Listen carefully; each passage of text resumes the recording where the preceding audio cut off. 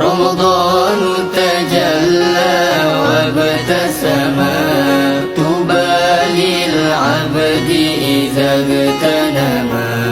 رمضان تجلى وابتسم طوبى للعبد إذا اغتنم أرضى مولاه بما التزم